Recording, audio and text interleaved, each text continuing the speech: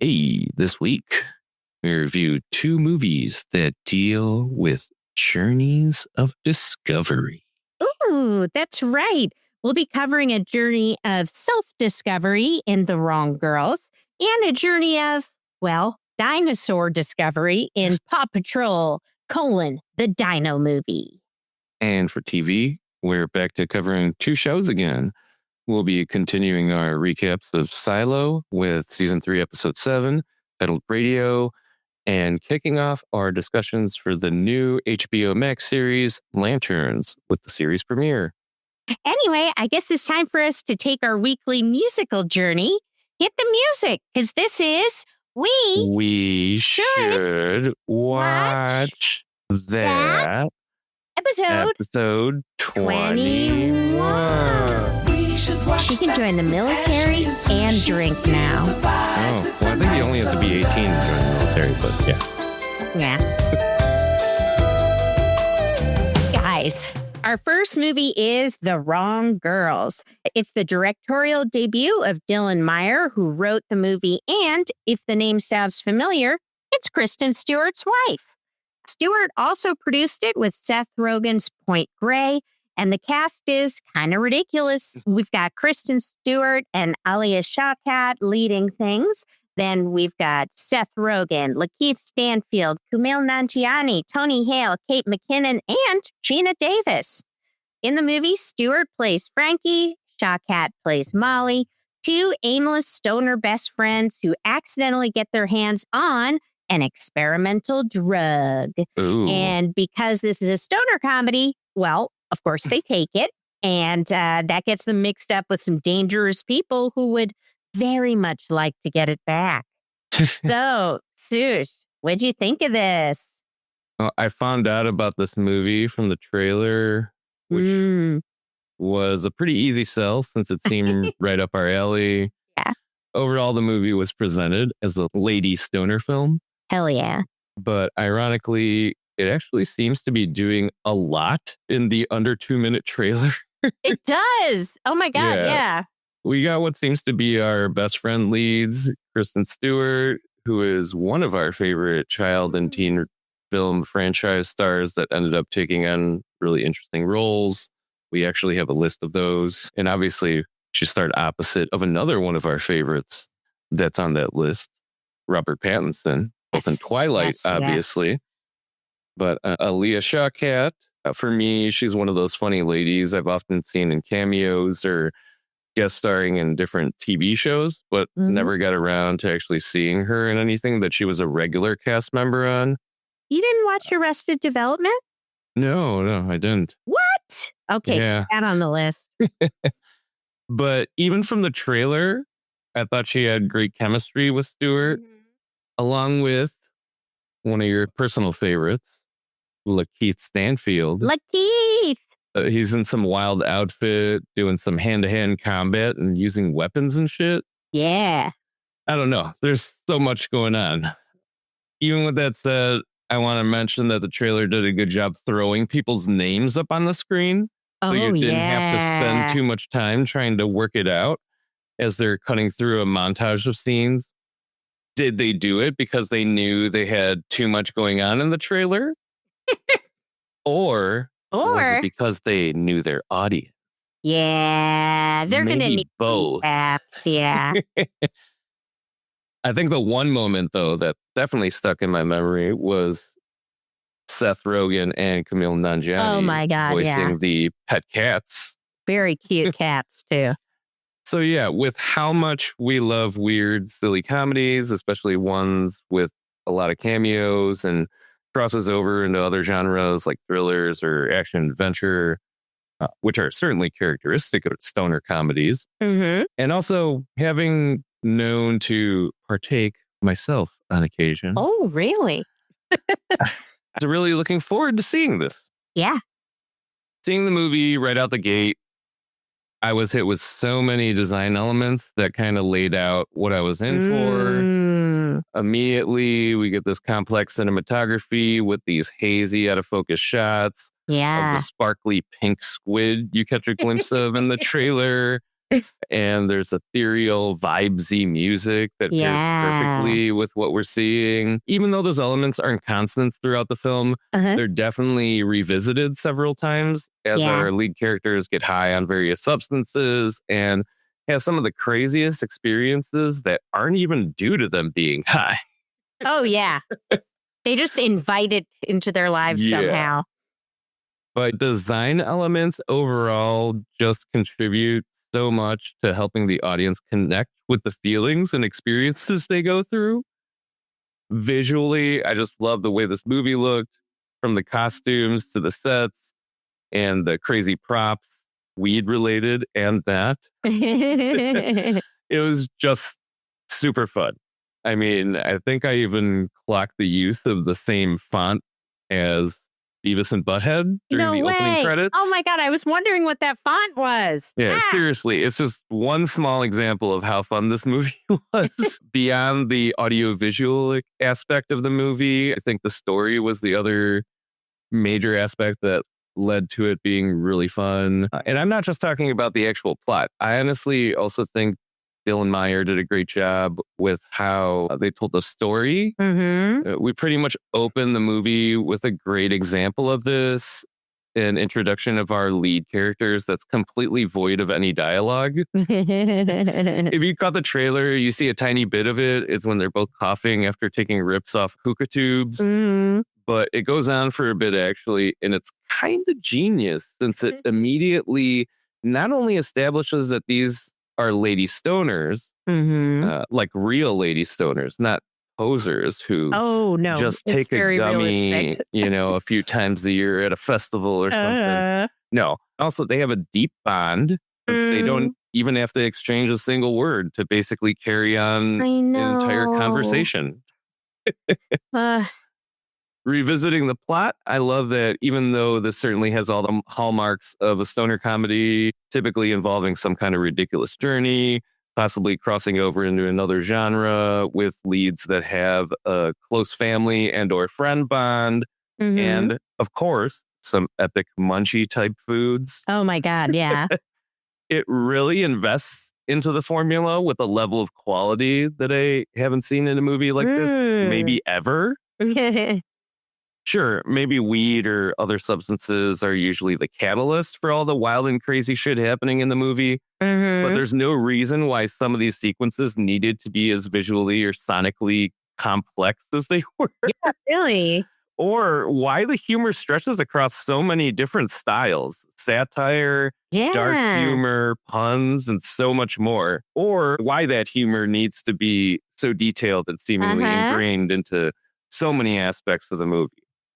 If you're not an uptight asshat, I really think you can feel the love and enjoyment everyone involved in this film shared in making it.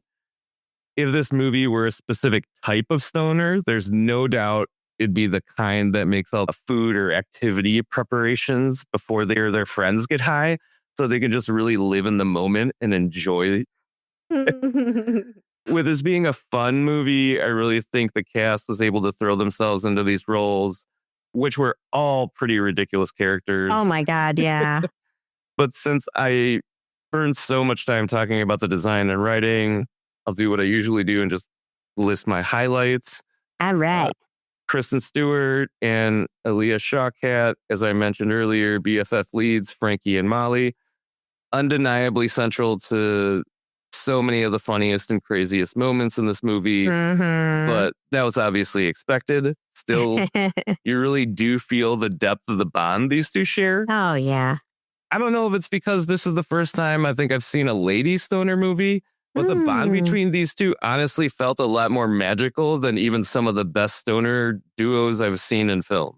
Lakeith Stanfield as Not Metalhead Dave. Man, I swear this guy has just been playing mysterious dude roles lately. Tend to be fairly serious though. So I think this time it was just nice to see him playing one where he at least seems like he's intended to be funny in certain moments. That was cool. Zach Fox as Josh, Molly's boyfriend. I thought he was a great down-to-earth, straight man character to contrast all the craziness happening around Frankie and Molly. which is crazy because my other context from him is the insane role he plays on Abbott Elementary as this totally unhinged, unemployed sort of rapper. So it was so fun to see him be the straight man in this. Yeah. And obviously Seth Rogen and Kumail Nanjiani as the cats of the leads, Dio and Gigi. I thought they were hilarious, and weirdly, when you hear them having these conversations, they, like Josh, also seem kind of down to earth. Yeah.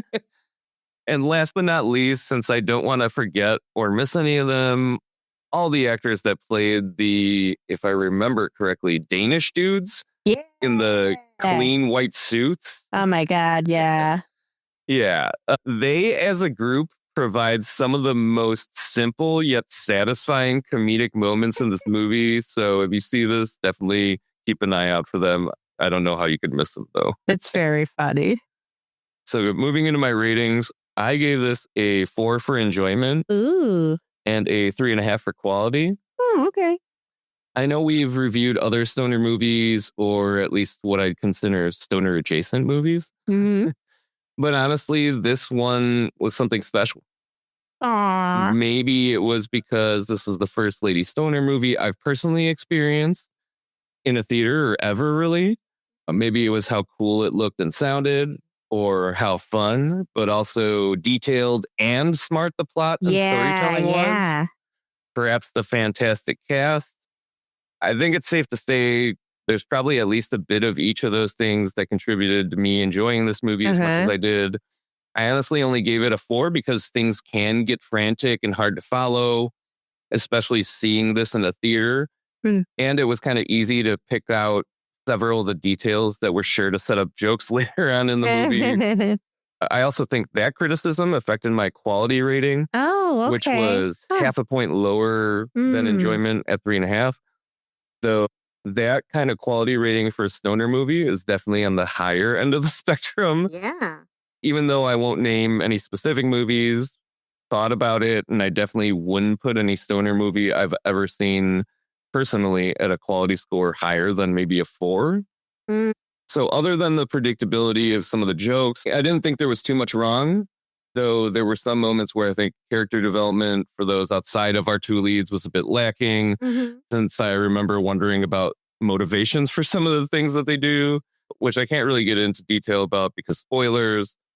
But yeah, none of it was that noticeable or frequent of an issue as the predictability was overall.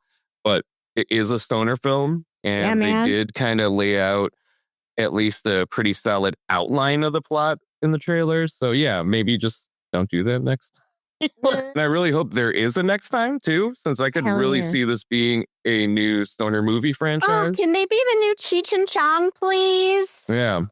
And that actually leads me to my related recommendation, which happens to be the third movie in a stoner movie franchise. Oh. 2011's A Very Harold and Kumar 3D Christmas. For me, it's usually a toss-up between this one or the first movie in the franchise, Harold and Kumar Go to White Castle, as far as the favorite goes. Obviously, John Cho and Cal Penn as Harold and Kumar, along with Neil Patrick Harris playing a crazy, horny, hetero version of himself. Some returning characters, as well as new appearances by Tom Lennon, Danny Trejo, and the RZA. This movie also has a weirdly funny and coincidental link to an upcoming movie that also has John Cho in it. Ooh. Your Mother, Your Mother, Your Mother, starring Mahershala Ali. Can't wait. In that movie, Cho plays what seems to be the villain, which looks surprisingly like one of the goofy versions of the Korean gangsters he played in a scene from this third Harold and Kumar movie. The part where Danny Trejo's character tells the story about why Christmas trees mean so much to him. If you know what I'm referring to, you got to look up the trailer for this movie is going to be in and compare. It's seriously uncanny. It's got Danny Trejo, can't go wrong. And there's some Emerson alumni in there as well. Cool. Well, what'd you think about The Wrong Girls? Sushi? You know what I think about The Wrong Girls. Of course I do, but tell the people what you said. This movie is so straight down the middle my thing, okay? Friendship, Weird Yeah. Girls. Yeah. Little weed. I loved it. This is a weed movie that made me cry about friendship. And I think that's pretty amazing. I was already excited because I like stoner comedies, but even more than that, I just love girlfriend movies. My friendships are incredibly important to me. These women are like my family. So to see two weird girls get high and go on adventures together and share their lives together, I was just there. On top of that, you know there's going to be hijinks because they're stoners. It's just such a great setup for an Ashley movie. And Sushi, these girls are a fucking mess, but I love them. Their home is, I'm going to say, lived in. Their bongs are incredibly dirty. Gross. And at one point, they literally wear dresses made out of trash bags. Okay? Yeah, but they're actually two different styles of trash bags. Yes. I was trying to pay attention to one of them had the red drawstring and the other one had blue. I did think that was kind of funny, yeah. Because I think they're fundamentally just artists, you know? There's this one line, too, I loved where one of them said, "Did you find cash in the fridge again?" I laughed so loud because, oh my God, I've lost things in the fridge before, too. I once lost a pair of glasses. I'm just going to say I relate to these girls as a fellow weird mess. And I love their friendship. They've got this nice laziness. They complain. And oh my God, they've got their regular buffet with weird food combos. They've got their fluffy, sassy cats, their messy apartment full of art and bongs. Like, damn, these girls have built a whole weird little life together, which makes it even funnier when they try to interact with what I'm going to say is normal people. They sort of overperform being normal in the way that high people do when they're trying to hide it. They also are just so good at finding the weirdest, most unhinged people in a room. I don't know how they do it, but it's quite the skill. Something I found interesting about the movie is the movie itself functions as their high brains do. From the opening, it looks awesome. You've got the psychedelic octopus, that huge shaky looking font that you're talking about. It's rough around the edges, much like the characters. Everything is really saturated, psychedelic, hazy. It's got this old school sci-fi look at times. And I think what's key is it doesn't just show you people getting high. The movie itself feels high. Like the details, they're a little blurry. Your understanding of what's going on, that's blurry too. Like you're sidetracked and then suddenly something incredibly stupid feels incredibly important. It really has a high logic to it and aesthetic. I loved that about it. I also love, oh my God, those manicured European Danish, right? Danish dudes. Yeah, I think they're Danish. Down. They are so funny. Such a good contrast. I mean, these girls, there's so many lines I loved. There's one where someone can remember the word for engineer and says, "The train one where you invent things." Yeah, that's it. That's an engineer. I got it immediately. It's true. I don't know what that says about my mind that I'm on their wavelength, but it's compelling. It's stupid. It's funny. Underneath it all, the friendship is so good. Yeah. Frankie is definitely resentful of Molly's boyfriend, but I like that instead of making it a whole dude coming between two women thing, the movie mostly plays it for laughs because he's actually a nice guy. Yeah. It's really more that Frankie's nervous about change. I think there's that universal fear of losing closeness with someone you love. Then, oh my gosh, there's this moment near the end where they're embracing each other, singing and dancing in a circle. It is this incredibly powerful moment for them. The whole movie has been leading to this. This is a key moment in their friendship. And I sobbed. I cried. But then the camera cuts away and you see people watching them like, what the fuck are these two doing? Right. From everybody else's point of view. Yeah.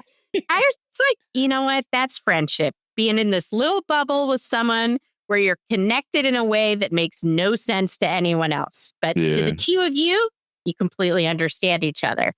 For sure. Okay, I'm not saying this movie's perfect. I'm just saying it's very much my wavelength. Yeah. If you're looking for a tightly plotted thriller where everything makes sense, it's not this movie. For sure. Also, I don't know why you would buy a ticket for a Kristen Stewart stoner movie expecting that. But Yeah. if you do want two artsy dirtbag girls getting really high, making bad decisions, and loving each other very, very much, then yeah, this movie fucking rules. It's for Hell you. yeah. So at one point, I literally turned to Sushi and said, I love my friends. That's Aw. what this ridiculous psychedelic weed movie left me with. I fucking love my friends. And I think there should be more movies about female friendship, more movies about weirdos. So for my scores, I gave it a 4.5 in enjoyment. This is just so specifically my shit. And Yeah. I have literally a list of friends that I want to watch this with. Like, Sweet. yeah, it's on the list. It's on the agenda. For quality, I gave it a 4. I think it's messy, a little all over the place, but I think that's by design because Yeah. that's the way the girls are and what their experience of life is. So Sure. that felt pretty right to me. True. God, I loved this movie. I really loved it. Well, More, please. yeah, no, it's just wild. We're going from this movie to the next one, but my I don't God. think the energy is going to change in the reviews. Fired up for both of these movies. Yeah, it was definitely an interesting week at the movie theater. Indeed. Yeah. Yeah. All right. Let's get into it. Yeah. Our next movie is Paw Patrol: the Dino movie. And I got to tell you, we're covering this one because we saw the last one at a late night screening and just couldn't stop laughing. Partly because the dogs are very cute, partly because we had a lot of questions about why the city's entire emergency response system seems to be controlled by one child and his dogs. Nonetheless, this time the pups get caught up in a mysterious storm and crash land on an island full of dinosaurs where they meet Rex, a pup who's been stranded there for years and has basically become the resident dino expert. Then their nemesis, Humdinger, starts recklessly mining the island for resources and accidentally wakes up a volcano. So once again, the entire population's survival rests on the shoulders of puppies. So, Sush, what'd you think? Yes. I know it might be weird to some listeners, and I assume some of the audience, when we saw it as well, that we saw a Paw Patrol movie before you're even able to question why we're reviewing one. But just so everyone's aware, we actually have some knowledge and prior experience with this off-the-books government-funded K9 special ops team. Ashley and I had a blast catching the last Paw Patrol movie randomly, like she said, at a late-night screening. That the moment I caught this teaser, I made sure to immediately bring it to her attention. Without getting into too much detail, since I'm certain that's bound to happen once I start talking about my experience actually seeing the movie. Paw Patrol is just one of those concepts that, taken at face value as an adult, results in an ongoing list of questions.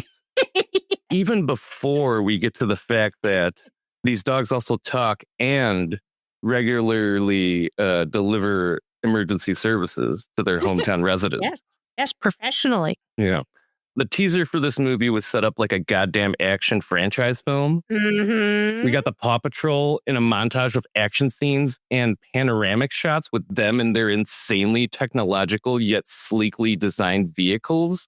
Hell and yeah. costumes, capped off with Ashley's favorite pup, Rubble, providing his characteristic comic relief. Hell Sold. Yeah.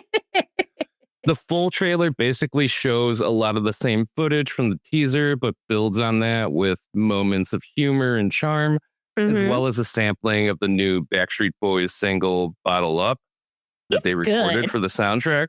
Yeah. So, did this movie end up being as fun and exciting as the trailer was? Yes. Yeah. But with this being my second Paw Patrol theatrical experience, I think a few minutes into the movie, I kind of realized there's some pretty serious pros and cons making a movie like this. The biggest upside from the writing and direction standpoint, I'd assume, would be that this is a very cookie cutter story where a group ends up stranded on an island due to a storm. This trope has been used since like the Odyssey. God damn it. Yeah. So you know it works, right? Add dinosaurs to the mix, both scary and cute ones. Oh, yeah. Along with some nearly Jurassic Park or world level greedy scheming from that no good son of a bitch Mayor Humdinger. Oh, man. And you're pretty much done. But with that simplicity comes the great cost of keeping the audience engaged, preferably for the right reasons. Because the downside is if you're not keeping the audience's attention, at least for adults anyway, the movie could easily fall apart once you start questioning how ridiculous everything is. Before I continue, I need to provide some context. If you're unfamiliar with Paw Patrol as a brand or franchise, it's a pretty big IP targeted at children around preschool age. And it's actually one of the many brands that are owned by Spin Master, a Canadian multinational toy and entertainment company. Oh. As my friend's wife, who was a teacher, once explained, compared to other IPs in the kids market, it pretty much only exists to sell toys and merch.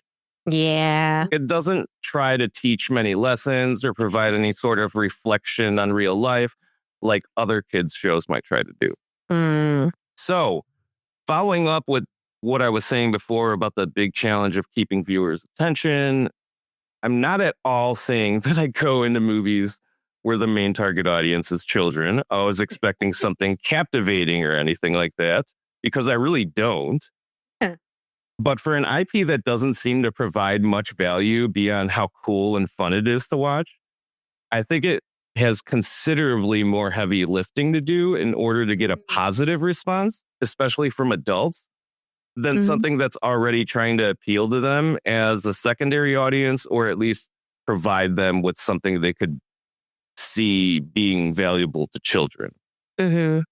Luckily, Cal Brunker, who also directed and wrote the other two Paw Patrol movies, as well as a slew of other animated and children's films over the last 2 decades, is back for this movie. So we knew we were in good hands.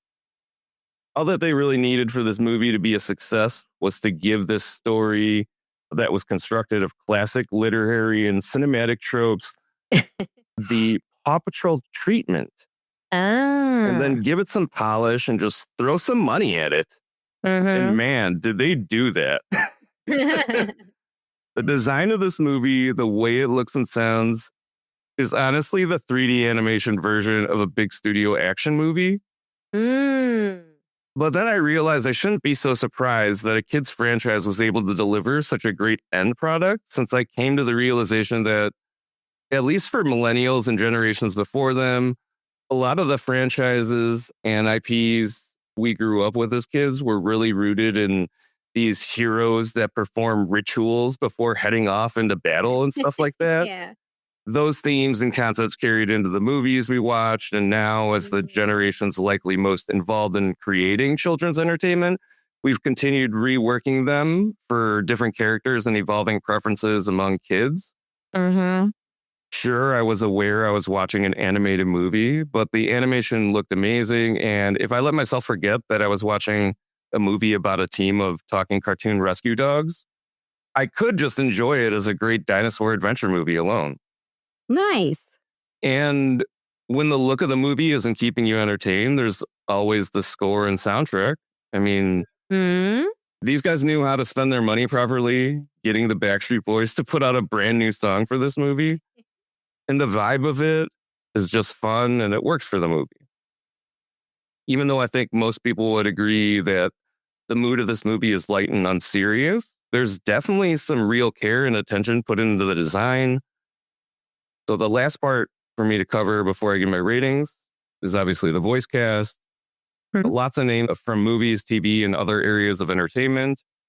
I had a great time just trying to guess who voiced the characters before I looked up the cast. So skip the next part if you want to do the same. But personally, the ones that I got right were McKenna Grace, who returns in her role as the pup Sky after the previous movie, and Jennifer Hudson, Terry Crews, Snoop Dogg, Paris Hilton, and Fortune Feimster. But I feel like what I enjoy most about the cast of Paw Patrol movies, unlike a lot of other animated films catered to children and families, is that I feel like the young voice actors for the pups in the Paw Patrol seem to get as much attention as the adult celebrities that do guest roles. That's cool. Like I was telling Ashley earlier, saw some promotional appearances by the cast and appreciated that the time spent covering the kids who voiced the pups was as long or maybe even longer than the time that they spent with some of the celebrities like McKenna Grace. So that's cool. Moving into my ratings, I gave this a 4 for enjoyment and a 4 for quality. Oh my gosh. Speaking from the point of view of a 43-year-old dude without kids, I gotta say that this movie was honestly pretty much nonstop action from early on in the movie.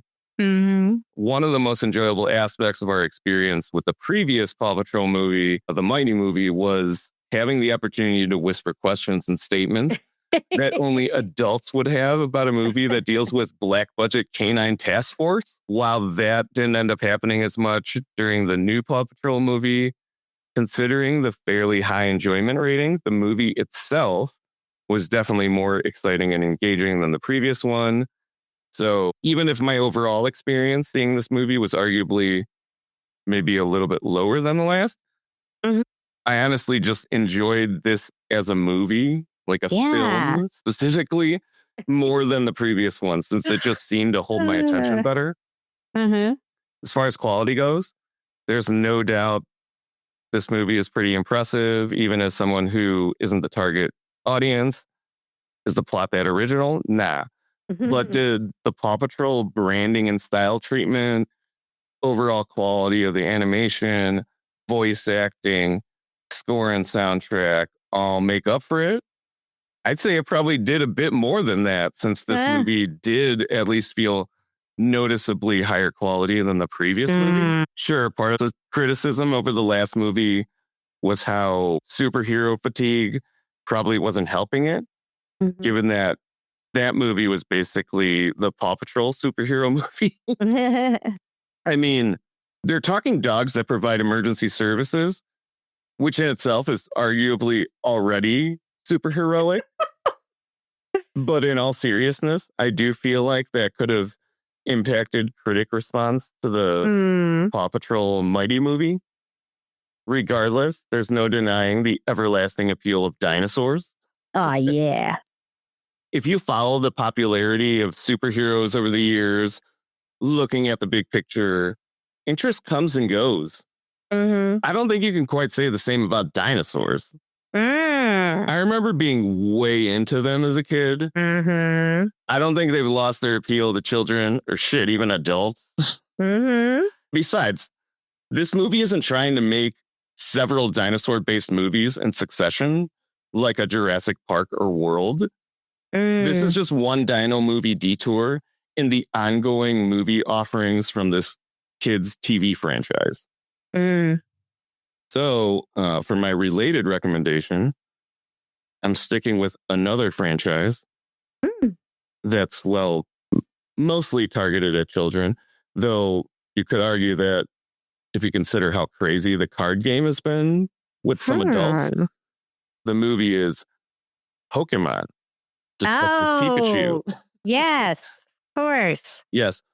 I really enjoyed that movie, and at least compared to a Paw Patrol movie, I think it'll probably be way more appealing to most adults. Yeah, definitely.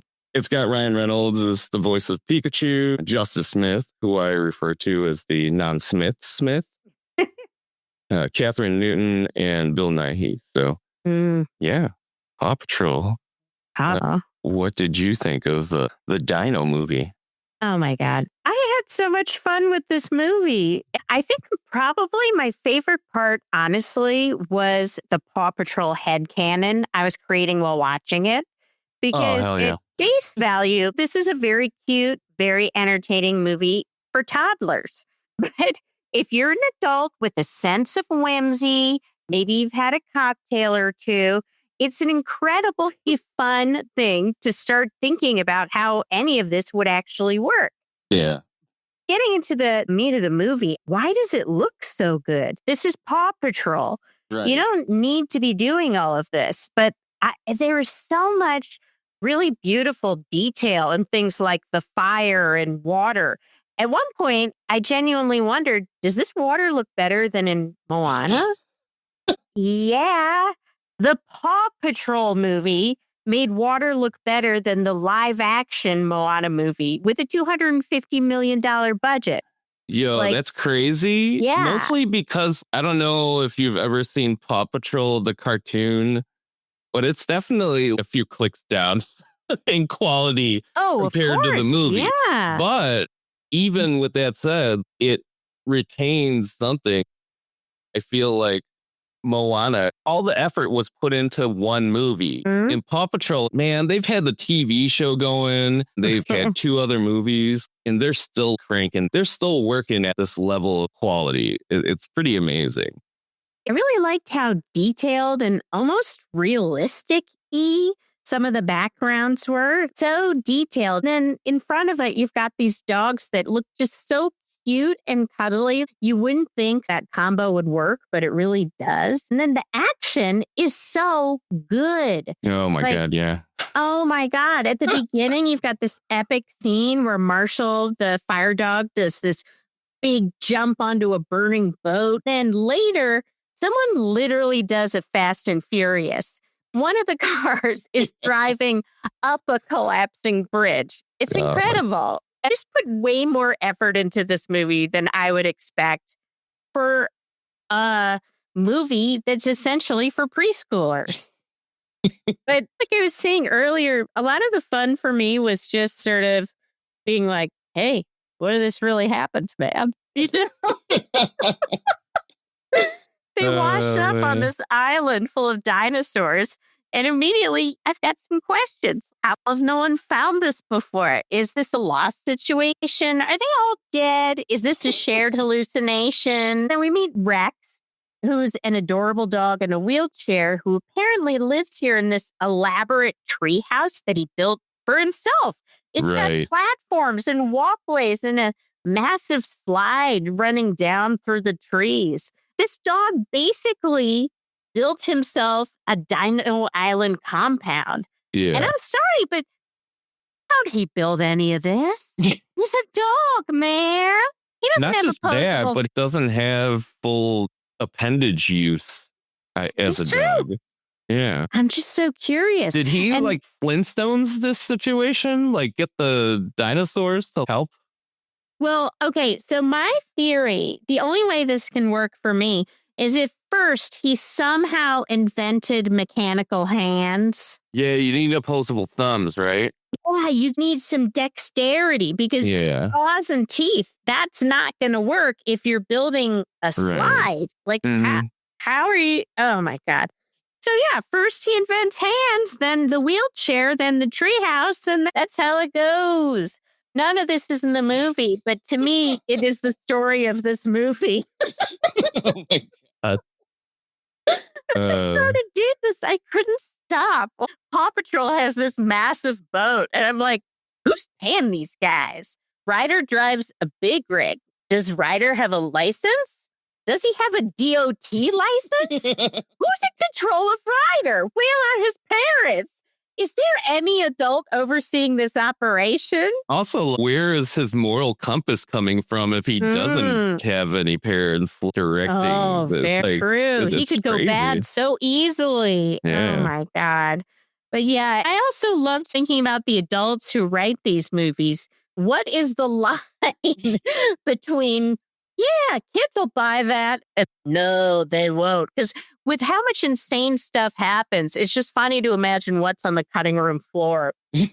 Meanwhile, I'm sitting there trying to figure out the regulatory structure of Dino Island and what evil billionaire must invariably own it to exploit for resources. Then you've got the villains showing up. They're so weird and swishy and diva-y. Like Humdinger does a literal evil jig on a diner counter.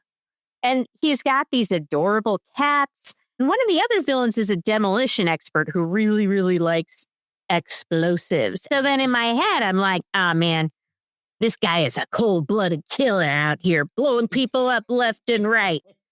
Now, maybe he's not. Maybe he's in construction. I don't know his life, but I have my theories. One of my favorite moments in the theater was when Humdinger's cats start driving. His dad, sitting a couple seats away from us, goes, "Cat's driving? Come on." I'm like, that's where you draw the line? Oh Sir, my God. we've got talking dogs operating heavy machinery. There's an undiscovered dinosaur island. Yeah. A child is apparently DOT certified, but the cat driving is a bridge too far? Okay. No. But for all the ridiculousness I was making up in my head, there was one thing I took completely seriously, and that is Marshall, the fire dog. I still love you, Rebel, the construction dog who loves snacks.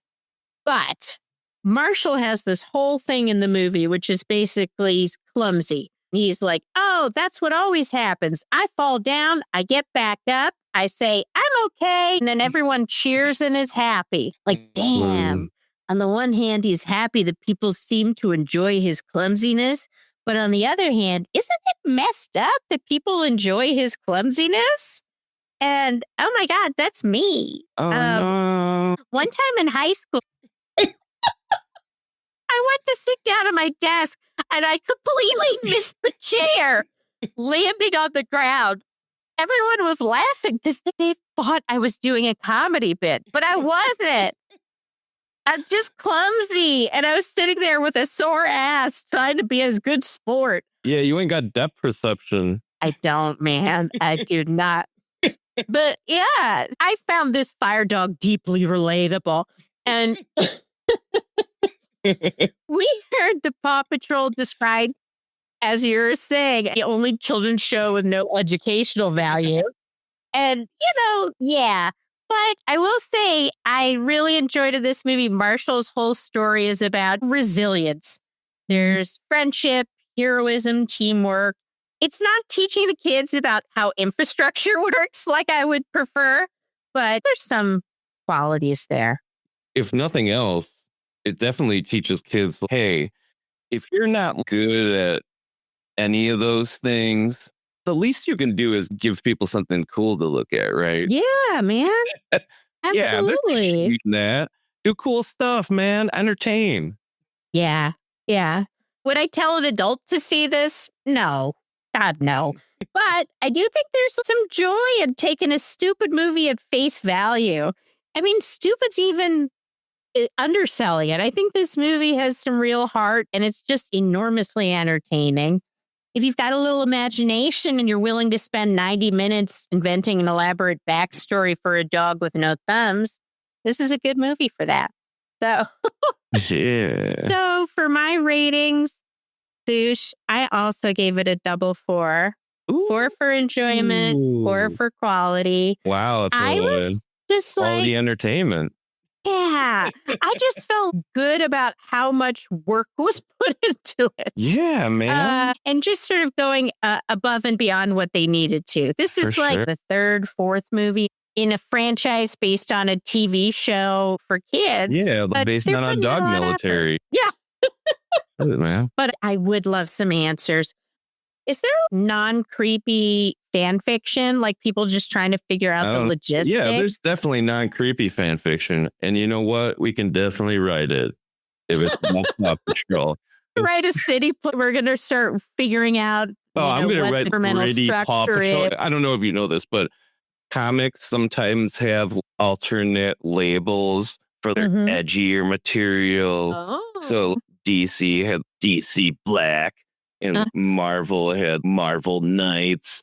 So I could basically do the Paw Patrol version of that. Ooh. Yeah, that would be tight. With that said, I'm going to lead us out with a sultry rendition of the Paw Patrol theme song. Paw Patrol. Ooh. Paw Patrol. Yeah. Be there on the double. Paw Patrol. Wow.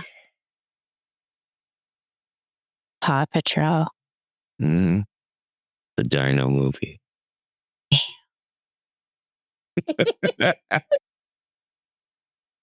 Hey, Sushi. Yeah, what's up? You know how dogs like to dig holes in the ground? Mm-hmm. Rex, the genius inventor dog in a wheelchair, do you think he created the silo because he loved to dig in the ground so much? Ooh. Well, no, I'm pretty sure he didn't, because we kind of know that Daniel created the drill and all that. Yeah. With advice unfortunately, from no, Rex. I don't think this one's going to work out for that. But damn. good guess, I guess. Okay. Well, I guess since we're talking about... Appreciate you trying to connect the movie we talked about right before to this. But hey, I'm always attempting. Appreciate it. But yeah, before I actually start on the recap today, I just want to mention that I'm going to change how I reference the storyline that occurs in the past. Okay. I've been calling it the flashback timeline, and even though I'd previously heard the term the before times used, I just assumed that was a one-off as far as what the people in the silo referred to as the past. So since Bernard actually does use the term before times again in this episode, I'll actually be referring to that storyline occurring in the past as the before times moving forward. I like it. It's old-timey. Sorry, I guess, if I caused any confusion. We begin the episode in Silo 18 as Juliet assembles Lucas Kyle and Patrick Kennedy for a critical mission. She explains that she needs information from Silo 17, specifically plans that might reveal the layout of the safeguard system. Juliet isn't trying to stop an active safeguard event. Rather, she just wants to understand how the system works and identify a way to disable it should it ever be activated against Silo 18. The plan troubles Juliet because the algo had previously prevented Knox and Shirley from leaving the silo, yet it readily approves Lucas and Patrick. Lucas volunteers without hesitation, but Patrick is reluctant and has to be persuaded before agreeing to go. After Juliet says if he makes sure to go to 17, he can do whatever he wants after that. Yeah, I like that. From a secret meeting with Robert, Juliet learns that Camille has already begun introducing memory-altering vitamin D+ into the water supply, adding urgency to an already stressful situation, which leads her to send Lucas and Patrick out immediately instead of waiting until dawn. We briefly cut to Camille in her home as she receives a page on her light-up keychain from the algo to meet before returning to Lucas and Patrick, speaking with Juliet and Martha over the radio. Patrick's shocked to see the barren landscape, while Lucas is just captivated by the night sky and the stars. But they soldier on, their journey appearing to progress normally, that is, until an unusual buzzing sound interrupts communications. Yikes. Moments later, gunfire erupts, the transmission cuts out, and contact is lost. Panicked, Juliet grabs a handgun and rushes home, believing Camille could stop by to check on her unannounced at any moment. However, we see Camille's meeting with the algo at that moment, who reveals that the two men have been neutralized and emphasizes the importance of keeping the residents from attempting to stop the safeguards, as the claims are undefeatable. Following her meeting, we see her appear at Juliet's door to inform her of this, but they both kind of downplay their awareness of the situation as we see them each quietly reach for their firearms. But the situation quickly de-escalates and Camille leaves, with Juliet devastated, realizing that the silo has defenses beyond anything that she had anticipated. The story then shifts to the before times timeline. Daniel and Helen arrive at the secret airfield, teasing the previous episode, where they discover that Charlotte is also present. He asks Charlotte if she remembers him. She says, of course, but I can't say any more until you do what Anna says. Senator Thurman promises answers. but requires strict secrecy. Although both Daniel and Helen are uneasy about the conditions, they meet Herr Stenson, who comes off completely arrogant in his self-introduction, but manages to convince them to sign, telling them he'll give them $1 million each if they agree to do so. Back in the silo, Sheriff Billings and Hank visit Ed Harwood, thinking he might be able to shed some light on how Orla's body ended up in the mines following her murder. They believe she was moved there and ask him if he's aware of any way the body could have been moved without being picked up by security. Ed responds sarcastically with a story about a magician, which somehow becomes a perfect example to illustrate why there's so much distrust between the sheriffs and those in the mines. Yeah. But regardless of how likely Billings thinks his involvement is, Ed says he's not a murderer. Elsewhere, with Lucas and Patrick presumed dead and the vitamin D plus crisis escalating, the resistance considers a more aggressive response, with a plan being presented for a team to sneak into Judicial after hours and bomb the infrastructure believed to be connected to the safeguard system. The burden of leadership weighs heavily on Julia throughout these scenes as she wrestles with the possibility of an operation that could save the silo, but could also kill many innocent people. The episode returns to the before time storyline. Daniel, Helen, Charlotte, and the others board a private jet. Daniel takes a moment to speak with his sister, who confirms Dr. Snarkovich has actually helped her restore some of her memories, though Daniel still seems skeptical. Meanwhile, in the silo, Knox continues seeking out answers regarding his father's supposed death, visiting Mark in Mechanical, who reveals that his father is in fact alive. And though we see Knox ask for more details, the scene ends before we see whether or not Mark agrees to provide them. Oh, man. Back on the plane, Helen speaks to the white-haired man who reveals that he worked in military intelligence for 20 years and started a successful firm that eventually tanked due to his, quote, personal defects. Yeesh.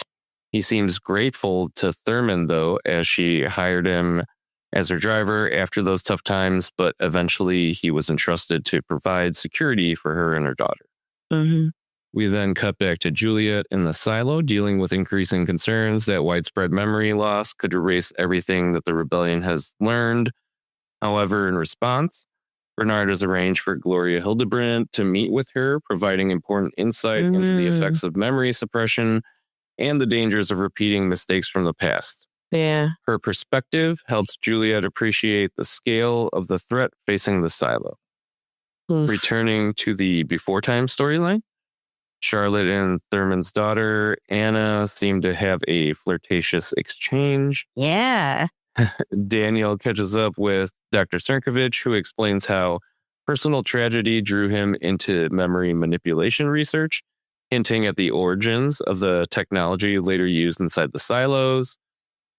Back in the silo, it seems like things are still rocky between Camille and Robert, as she tries to get him to encourage their son to wear a jacket.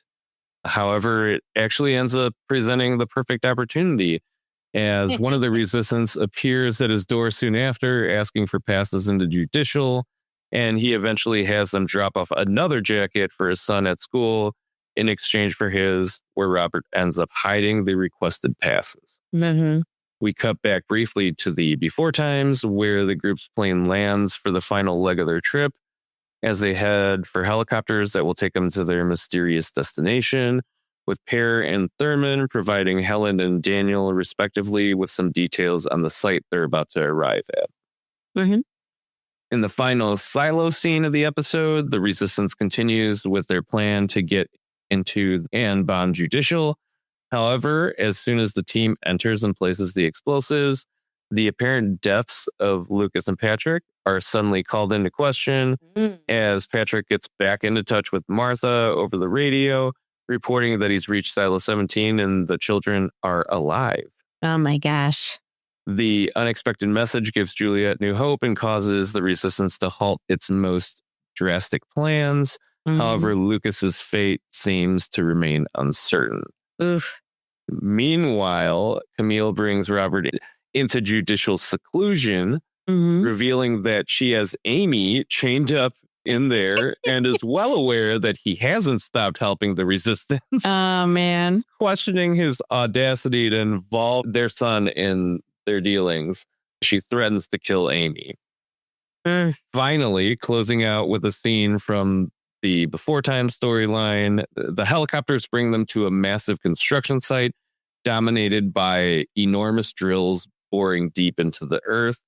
Looking out over the project, they realize they're witnessing the creation of something enormous, with the scene strongly implying the vast operation as the beginning of the silo network itself, providing the episode's final and biggest revelation regarding the origins of the 51 silos.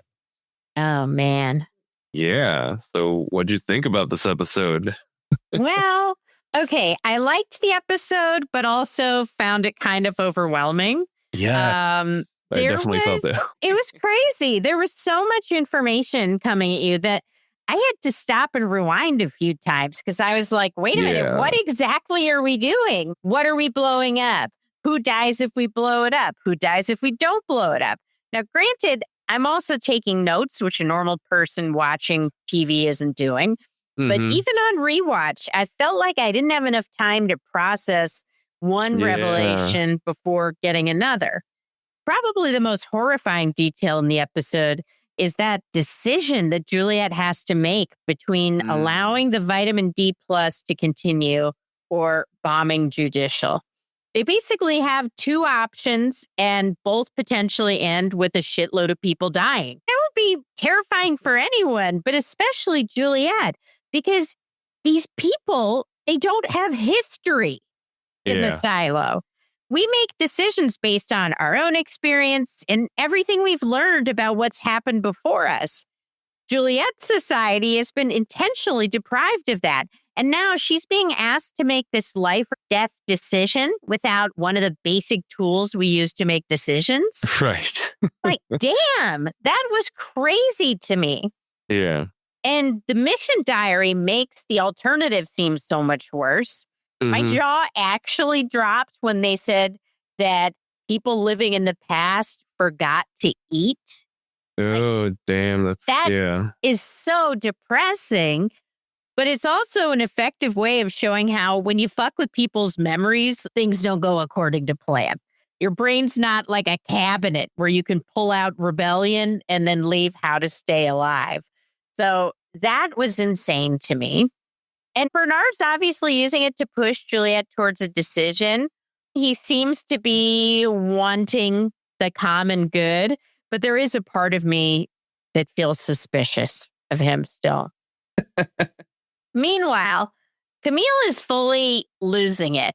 Yeah. I mean, she threatens to kill Amy. Oh, my God. And Robert's just like, hey, can our son have one parent who hasn't killed someone? Right. Jesus Christ. I mean, that is such a low bar for parenting. Yeah. But it's true. Can that kid just have one parent that can serve as an inspiration? I never liked Camille necessarily, but she's interesting because she doesn't seem like she has a strong moral center. Yeah. And you know that because she's mentioned it before, a lot of what's motivating her is almost like some sort of envy towards Juliet for her ability to stand up and, inspire people. So that's driving it. And obviously, I'm sure even more so with her own husband being a big ally of hers, or at least providing significant assistance. Yeah. Yeah. And she takes such pride in her relationship with Algo. Really, I think, enjoys that role and wants to succeed in it. Yeah. But it's hard for me to tell what she thinks the stakes are. Right. I mean, obviously she thinks it's high. She's freaking out. But she doesn't have that same empathy towards people. Uh-huh. Oy. And, the other thing I loved, Lucas and Kennedy's different reactions when they went outside. That was so cool. Lucas looks up at the sky and is just captivated, which is perfect. Because when we met him, he was in the cafeteria studying the stars. And Kennedy, oh my gosh, it was so depressing. He just calls out, it's nothing. It's just nothing. But then he looks up at the stars and says, what the fuck is that? Yeah. No. Well, because he doesn't know what they are. So I think it's kind of funny. A great example of their two different outlooks. And also, there are two different levels of understanding of the world around them. Mm-hmm. I also really loved Juliet and Camille's confrontation at the doorway. Ooh, it was so good. They're both so scared and they're holding their guns and they're taking these little digs at each other. Yeah. Camille implies Kyle and Kennedy died because Juliet sent them out too early. And Juliet's like, oh, yeah, we forgot to make their suits bulletproof. So that's probably why they died. Like, it was so tense. Yeah. And I thought both of the actors did so great. I loved the stuff with Ed Harwood because he's clearly a bad dude. But he tells this story about the man doing the magic trick and him getting sent to the mines because magic was a theoretical relic that essentially his thought was what was not allowed. That was really powerful and horrifying. And it makes you understand why he's so angry at the system. But you know, he's clearly involved in some shady shit. Yeah. So I'm curious to see what's going to happen there. And in the before times, I mean, great. We got the silos. Love it. Finally, they're being made. But I wish there was more information. But, what really stood out to me was what was going on with Anna and Charlotte. Like, damn, their conversation on the plane felt flirty. But then it got even crazier when Anna asked Charlotte if she wants anything. And Charlotte's like, you could rub my feet. Right. What? Maybe that was just a not so subtle way for the showrunners to hint that Charlotte swings that way. See, the more I thought about it, developed a theory, which is Charlotte is the one who told Daniel to get on Thurman's committee. So I'm wondering if maybe Charlotte and Anna had some kind of relationship before the memory drug. And maybe that's why she pushed them to connect, because she knew something was going on and wanted her brother to be protected. Oh, good theory. I don't know. That's my theory. We'll see. I'll probably be wrong, but I liked the episode. Good character work. But yeah, I hope the info's more spaced out next time because it was a little overwhelming. Yeah. What'd you think, Sush? Well, I agree with you on at least the silo stuff being a bit overwhelming. But I think my biggest takeaway from this episode was how much contrast was presented throughout the episode of different people or groups in both of the timelines, even like Juliet and Camille, Helen and Daniel, Patrick and Lucas, how the sheriffs and the mines, deal with things differently or why they don't get along. There's a lot of that. And I think it does a great job kind of reinforcing why there's conflict in a place where you think everybody would be in the same boat.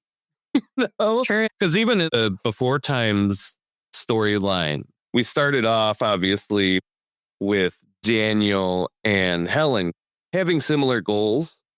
But as that progresses, we see how their motivations are different and how that might change maybe where they end up moving forward. Yeah. Especially in this episode, because they split them apart and they're having separate conversations.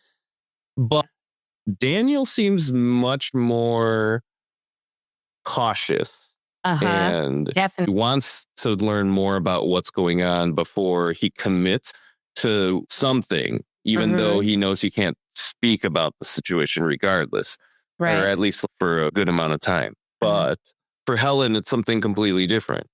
Yeah. She's just on this quest for knowledge to reveal things. And that's what drives her. So when Pear tries to entice them with money earlier on. She's obviously very dismissive about that. Not like Daniel is accepting of it or anything, but he just doesn't seem to care about it. Yeah. But I think that was interesting. The one thing that I will say that was a bit irritating about the before times stuff is that for the last few episodes, I really feel like they've been milking it. But I will say that I'm glad that at the end of this episode, we at least finally see the drill and the location where apparently the silos are. So you can't really drag on the journey to get from this conspiracy all the way to actually seeing the silos anymore. Now we need to start getting some answers. At least I feel like now we need to start getting some real answers about what is really going on. You know, they signed the NDAs, they took the trip, they're there. Next episode, I better find out what the whole purpose of this is. I just want to know what's happening, man.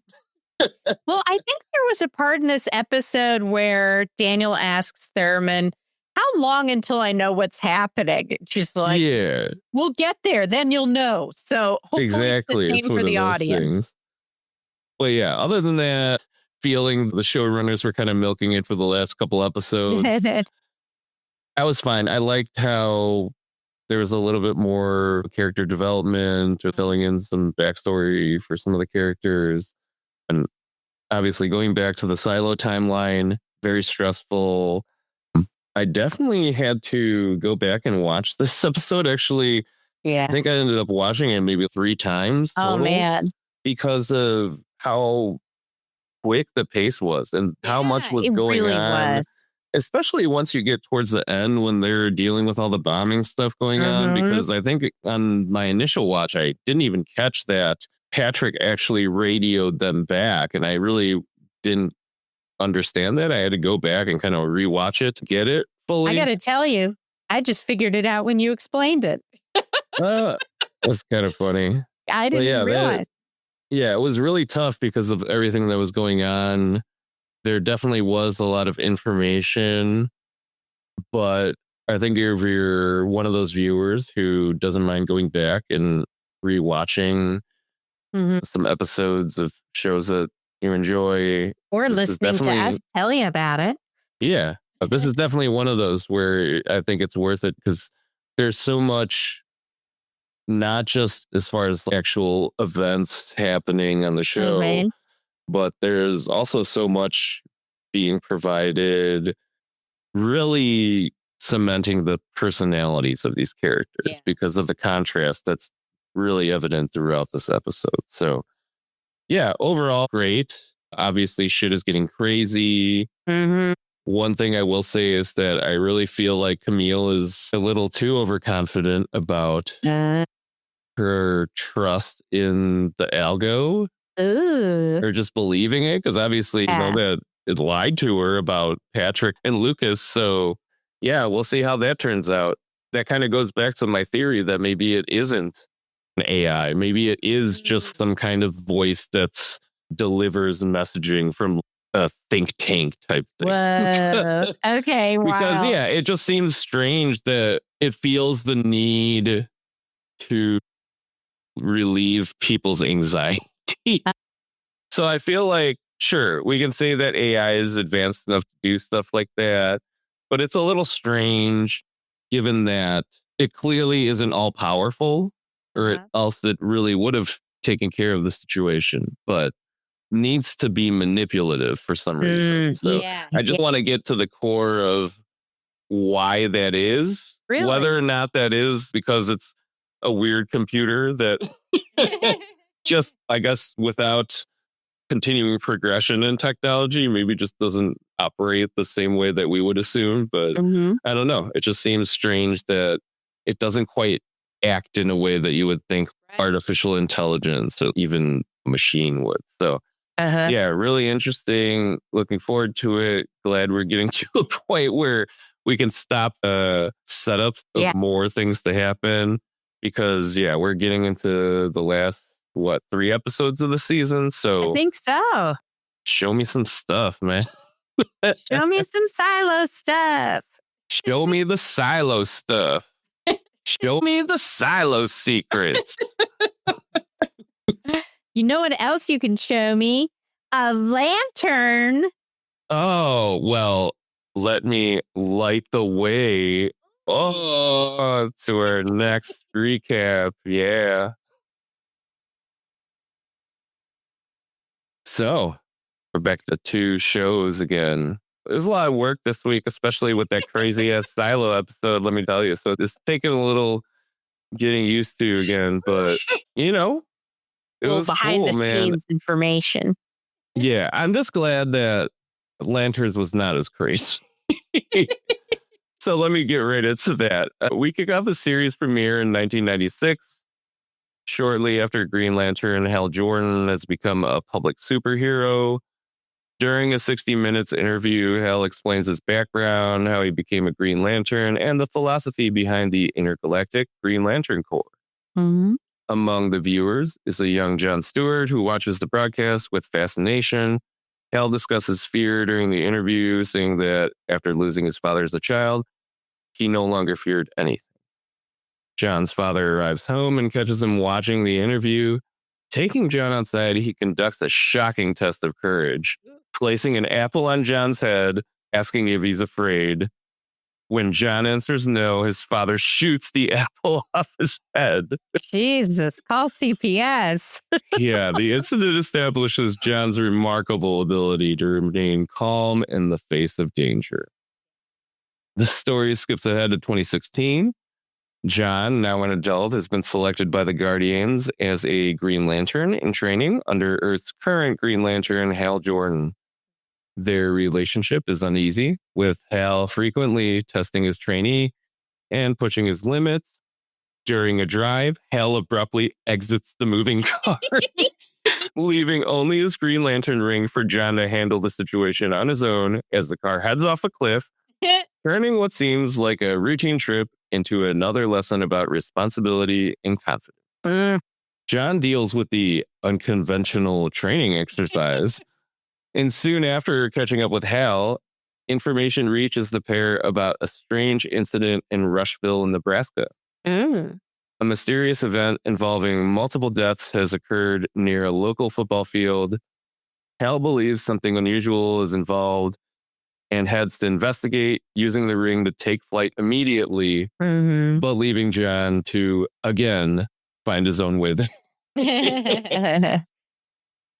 Arriving in Rushville, the 2 Green Lanterns join the investigation and meet with the local sheriff, Carrie Kane. Hal tells her the victims are likely connected to extraterrestrial activity, placing the case within Green Lantern jurisdiction. While she's dismissive about that, he follows up, pointing out several details about the incident that are highly unusual to support his theory. However, Kane still refuses to hand the case over immediately, firmly demanding the Lanterns hold off, at least until she's able to confirm the situation isn't so cut and dry. John asks Hal what he believes happened, but Hal again turns the moment into a learning opportunity, encouraging John to analyze the evidence. As they examine the crime scene and question witnesses, suspicion falls on a seemingly ordinary man connected to the investigation. John's pursuit of the suspect leads to a chase and arrest. Further examination reveals that appearances are deceptive and that alien involvement in the town may be far more extensive than anyone initially suspected. We get a great scene with Hal and John at a local bar. Yeah. Hal providing a brief version of his origin story while also working a plan to get arrested in order to speak with the man who was arrested earlier.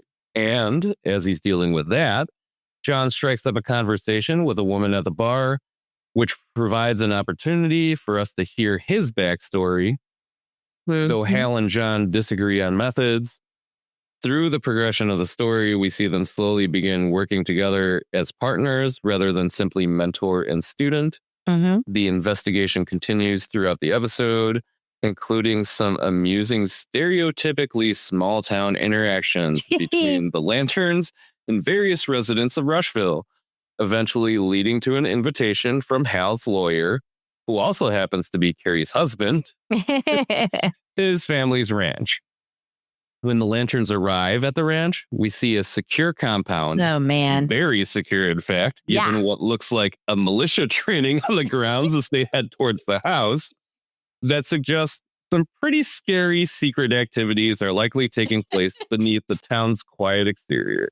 The following morning, Hal is finally given the opportunity to interrogate the man they arrested at the stadium, Waylon Sanders. Though the encounter ultimately does prove Hal's suspicions to be correct, with the now confirmed alien revealing himself as an emissary in a galactic war that he claims will eventually make its way to Earth. His satisfaction is short-lived as Waylon sets off a self-unaliving explosive.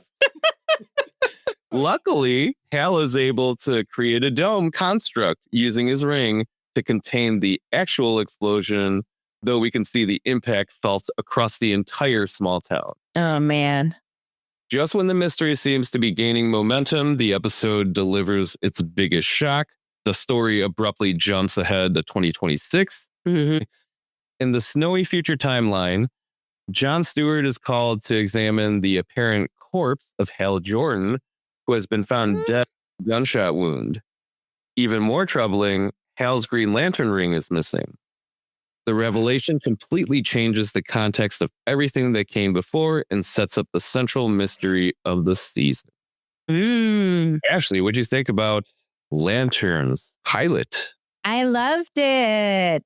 Now, I should preface this by saying I know basically nothing about Green Lantern. My whole entire experience is the first few minutes of the Ryan Reynolds movie before I fell asleep. So I'm coming into this completely blind, and I think that's going to be really fun because I already have a lot of questions and a lot of theories. But first of all, I really like Hal. He is a scamp. He is funny, cranky. He's an asshole. I love a cranky older character because sometimes you can tell they've earned it. This man is worn down. He's supposed to be training John, but he hasn't taught him shit. At one point, he gives John the ring, jumps out of a moving car, so he has to save himself. Okay, rude. Then they need to go to Nebraska. Hal flies there, and John has a whole sad montage of all the transportation he has to take. This guy's a pain in the ass. But he also really is clinging to being a lantern, even though he seems jaded about it. He's basically like, this is my job as long as I'm alive, and I don't plan on dying. Which, spoiler alert. But then we meet this backup of Hal's consciousness from 10 years ago. So that's the way he comes back, and he happens to catch John wearing the ring, says, "Am I dead?" It's like, no, you're not dead. I'm just wearing it. But I found that so interesting because that Hal is very different. He's lighter. He's more earnest. He takes responsibility seriously. Because apparently lanterns are supposed to upload their consciousness every single week. But Hal hasn't done it in 10 years. Nah. That's nuts. So immediately I was like, okay, what happened to Hal? Did he fail at something? Did someone he loved get hurt? Did he become disillusioned? Did he stop caring about preserving himself? Why did he stop trying? And why did he stop uploading himself? I think that also connects to another one of my favorite things in the episode, which is all this stuff about fear. Hal's whole origin story starts with him being asked by an alien, "Are you afraid?" He says no. Now he's the Green Lantern. John grows up idolizing that fearlessness. But then John calls Hal fearless, and the sheriff, who I love, by the way, is basically like, no, if you have people you love, you're afraid of losing them. Hal isn't fearless. He's alone. Whoa, okay. Maybe Hal's not actually about conquering his fear. Maybe he's just made his life so small that there's nobody left for him to be afraid for. So I liked that. I loved also Hal's relationship with the sheriff. He is very into how much she hates him. I thought that was very funny. really, I don't know what to make of John yet, I have to say. Oh, okay. He's clearly carrying a whole lot. His dad is very strict, but there's a warmth there too. Yeah. Just with the apple scene, it almost feels like his dad made him think he had to prove himself before he would get affection. So I think he's very focused, and I think he really wants to do things by the book. And he's paired with someone who has thrown the book away 10 years ago. So it's an interesting relationship. Also, here's my theory. I could be wrong, but I suspect maybe John's mother died when he was young. Because we never see her. No one ever mentions her. And when the show starts, he and his brothers are all alone at home watching TV. Then their dad gets home. So it makes me think maybe he was a latchkey kid. And he seems pretty fearless from the get-go. So with the comment that Hal makes during his interview and then seeing that, I could understand why you would assume that. Yeah, so I'll be interested in seeing that. But John also gets to Nebraska and within like 12 hours is sleeping with a woman who turns out to be the sheriff's mother-in-law, who also is a grandma, but looks like she's 10 years older than him. What? Yeah. And then, unfortunately is married to the dude who has something to do with this crazy militia. Anti-alien militia? And he knows that he slept with this wife. Because as they're leaving, he says, "Did you like the meal? There's nothing better than eating off another man's grill." Whoa! Okay. Damn, that's direct. I also was interested in the investigation. There's something inherently funny about intergalactic cops looking into a shooting in a Nebraska town. But it's also crazy because there's clearly something going on. This guy is very serious about having a militia deal with aliens when they undoubtedly finally do arrive on Earth. But why? Like, who? I know. Who convinced you? Well, I mean, other than, the existence of Hal Jordan, obviously, but he's there to protect Earth. So why do you think you need to do anything? It's just kind of weird. It's very interesting. Little sus, also, man. I did the math, and if we assume that the characters being played in this show are the same ages as the actors, Jason Ritter's character, his parents would have been 16 and 8 when he was born.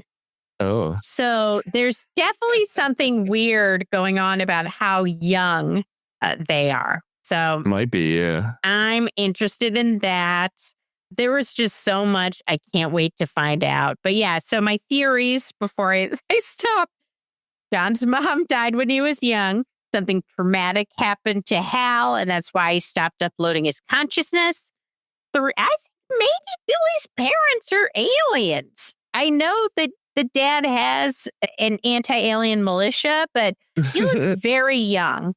And I think also the sheriff's going to need probably Hal and John's help with her crazy ass family. I don't know. I just get the feeling. But what did you think, Sush?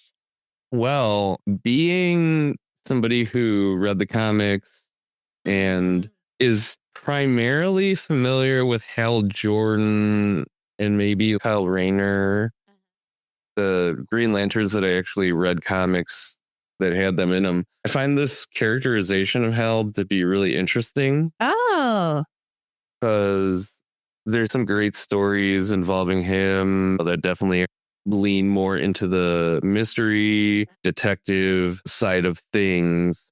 I like that energy is being put into the show. I know that there's been a lot of comparisons between the show and True Detective. Oh, and while I see those similarities, I still think that it's going to become a very different show the farther into it we go. But I do enjoy the setting is in a small town, so it doesn't seem too overwhelming given that Green Lanterns are space cops. Right. So I like how the way that this show was written literally grounds it.